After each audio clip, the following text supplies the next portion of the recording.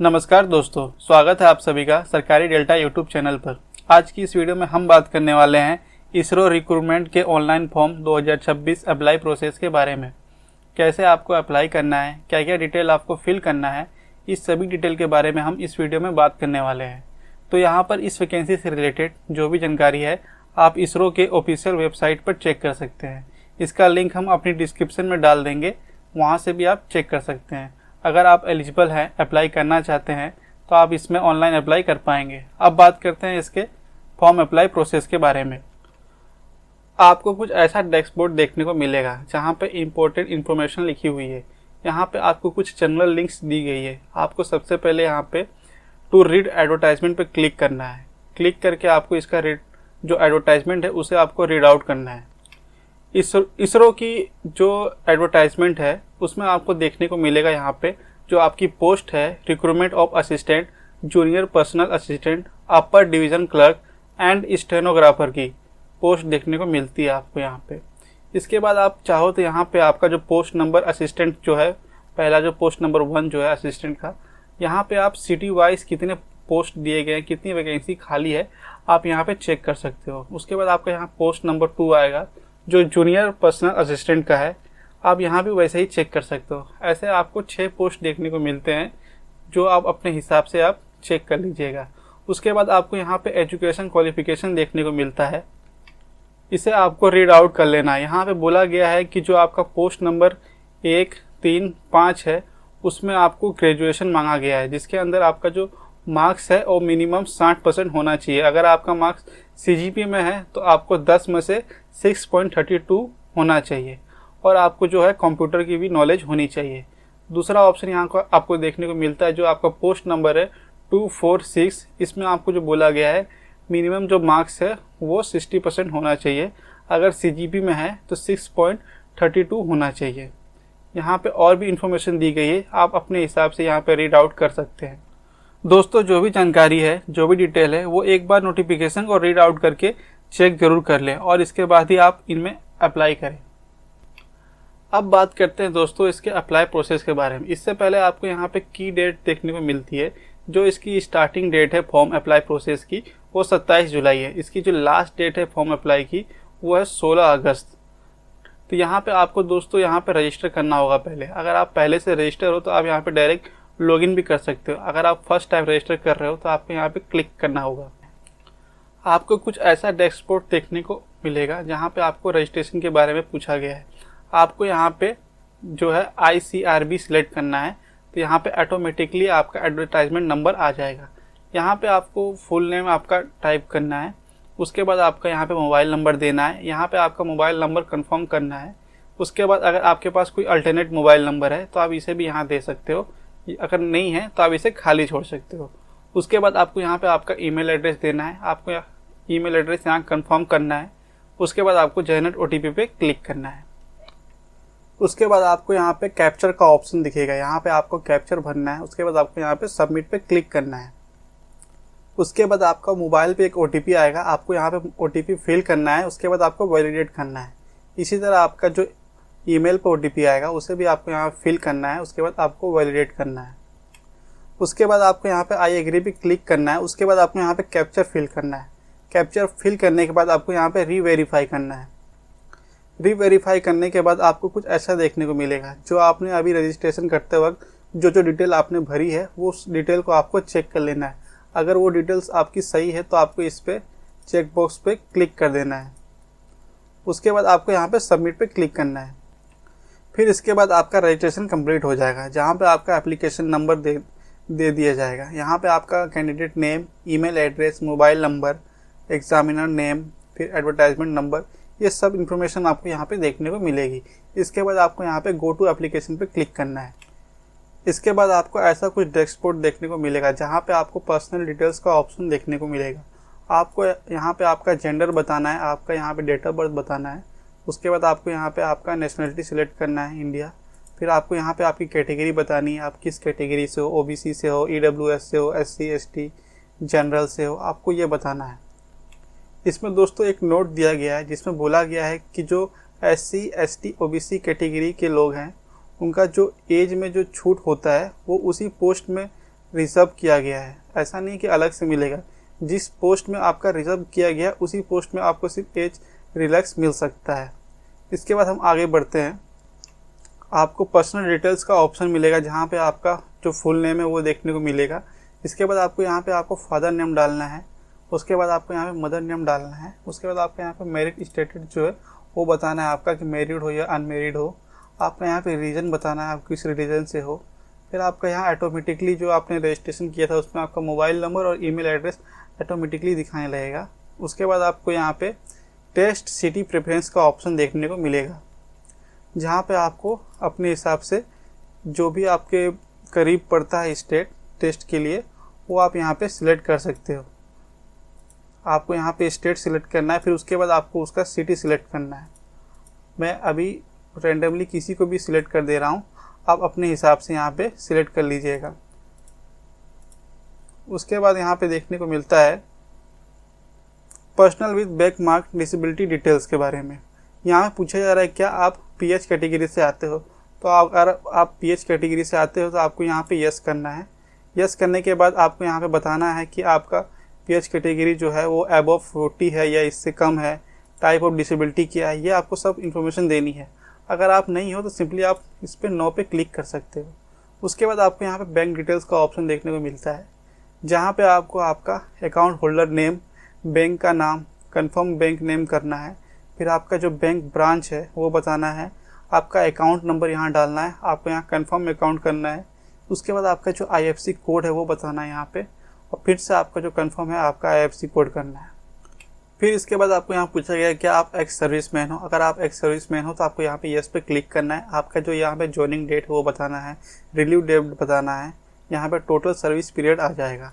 अगर आप नहीं हो तो सिंपली नो पे क्लिक करोगे।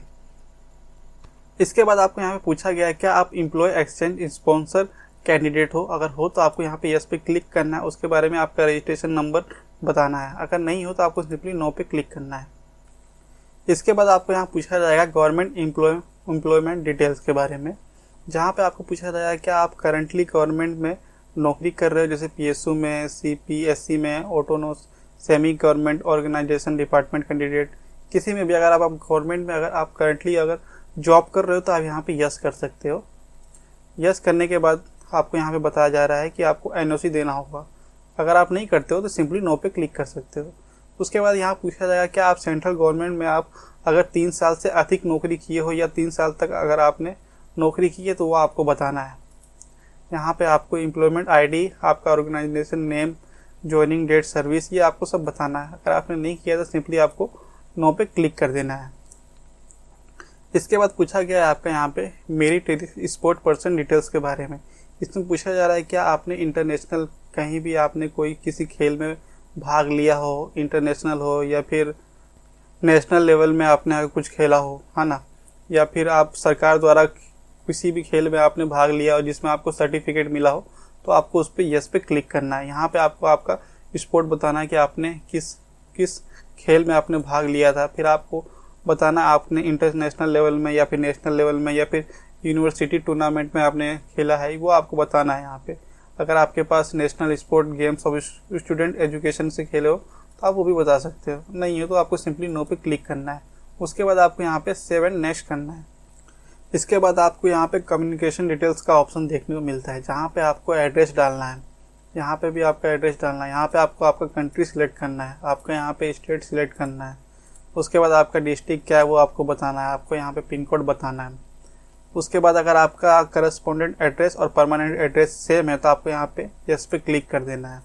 अगर आपका अलग है तो आपको इस पर नो पे क्लिक करना है। फिर इसके बाद आपको यहाँ पे परमानेंट एड्रेस का इन्फॉर्मेशन भरना है। यह आपको दोस्तों अपने हिसाब से भरना है। उसके बाद आपको यहाँ पे सेव एंड नेक्स्ट पे क्लिक करना है। इसके बाद दोस्तों आपको यहाँ पे क्वालिफिकेशन डिटेल्स का ऑप्शन देखने को मिलता है, जहाँ पे आपको 10th की डिटेल्स देनी है। यहाँ पे आपको नेम ऑफ बोर्ड, आपके बोर्ड का नेम लिखना है। उसके बाद आपका जो डेट पासिंग ईयर है वो आपको बताना है कि आपने कब पास किया था। उसके बाद आपके यहाँ स्कूल का नेम आएगा। उसके बाद आपके जो 10th में सब्जेक्ट थे वो यहाँ आपको बताना है।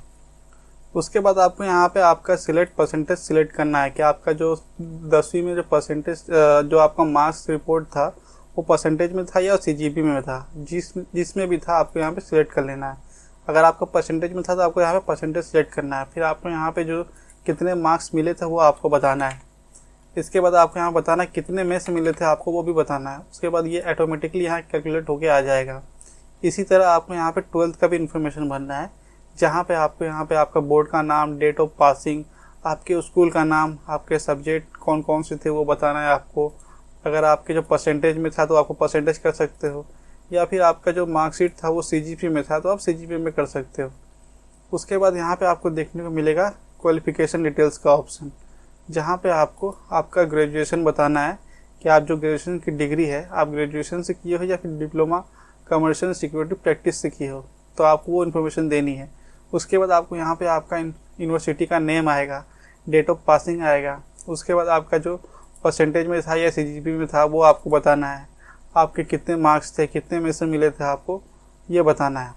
इसके बाद दोस्तों यहाँ पूछा गया है क्या आपको यहाँ पे कंप्यूटर की इन्फॉर्मेशन है, तो आप उसमें ये बता सकते हो येस या नो करके। फिर इसके बाद पूछा गया है क्या आपको जो इंग्लिश में जो स्टेनोग्राफर की जो वैकेंसी निकली है इसके अंदर, आपको इसमें मिनिमम स्पीड जो है आपका 60 वर्ड पर मिनट को पूछा गया है। तो अगर आपको ये 60 वर्ड पर मिनट अगर आप इंग्लिश में टाइपिंग कर सकते हो तो आपको सिंपली यस पे क्लिक करना है। यस पे क्लिक करने के बाद आप यहाँ पे बता सकते हो कि आप किस पोस्ट के लिए भरना चाहते हो। यहाँ पे असिस्टेंट के लिए भरना चाहते हो या फिर स्टेनोग्राफर ऑटोनोमस बॉडीज़ के लिए भरना चाहते हो, ये आप यहाँ पे सिलेक्ट करके बता सकते हो। फिर यहाँ पे है ना, अगर आपका इतना मतलब स्पीड नहीं है तो आप सिंपली इसको नो पे क्लिक कर सकते हो। उसके बाद आपको यहाँ पे पोस्ट प्रेफरेंस देखने को मिलेगा, जहाँ पे आपको पोस्ट सिलेक्ट करना है कि आप पहले नंबर पे किस पोस्ट को देना चाहते हो। जैसे असिस्टेंट का देना चाहते हो तो इसको आपको बताना है। आपको यहाँ पे सिटी सिलेक्ट करना है कि आप किस सिटी में लेना चाहते हो, वो आप बता सकते हो। सेकंड नंबर पे आप किस पोस्ट को देना चाहते हो वो बता सकते हो। उसके बाद फिर से आपको यहाँ पे सिटी सिलेक्ट करना है, कौन सी सिटी में आप जाना चाहते हो। उसके बाद आपको तीसरा बताना है कि जो भी करना चाहते हो। उसके बाद इसी तरह आपको यहाँ पे सिटी सिलेक्ट करना है। इसके बाद आपको यहाँ पे टिक करना है। टिक करने के बाद आपको 7 नेक्स्ट करना है। फिर इसके बाद आपको यहाँ पे ऑप्शन मिलता है डॉक्यूमेंट अपलोड का। यहाँ पे आपको बोला जाता है कि आपको यहाँ पे आपका पासपोर्ट साइज फ़ोटो अपलोड करना है, जिसका जो साइज है वो 100 KB से 200 KB के बीच में होना चाहिए। जिसका बैकग्राउंड है वो वाइट होना चाहिए और वो फ़ोटो रिसेंटली होनी चाहिए।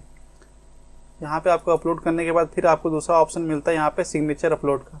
यहाँ पे आपको बोला गया कि आपकी जो फाइल साइज़ है वो 80 KB से 150 KB के बीच में होनी चाहिए।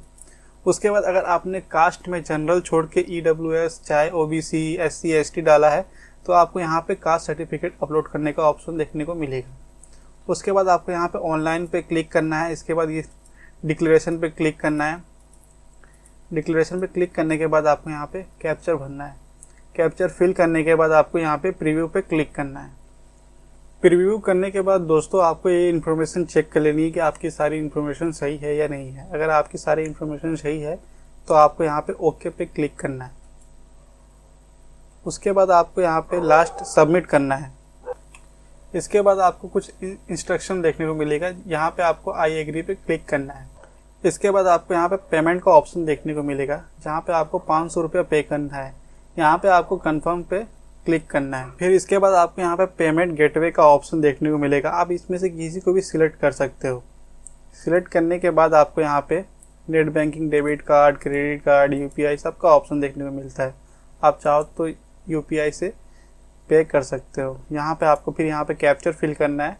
कैप्चर फिल करने के बाद आपको पे ऑप्शन पे क्लिक करना है। फिर इसके बाद आपको यहाँ पे भीम UPI का ऑप्शन देखने को मिलता है। यहाँ पे आपको UPI ID डालनी है। UPI ID डालने के बाद आपको यहाँ पे प्रोसीड पे क्लिक करना है।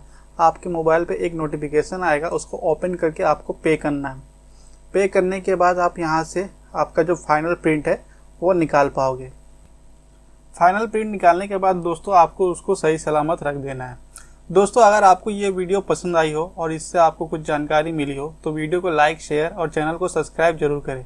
साथ ही में बेल आइकन को भी दबा दें ताकि आने वाली सभी सरकारी भर्तियों की अपडेट आपको सबसे पहले मिल सके। अगर आपके मन में कोई सवाल है तो नीचे कमेंट करके ज़रूर पूछें, मैं आपकी पूरी मदद करने की कोशिश करूँगा। मिलते हैं अगली वीडियो में एक नई भर्ती, एक नई अपडेट के साथ। तब तक के लिए धन्यवाद। जय हिंद।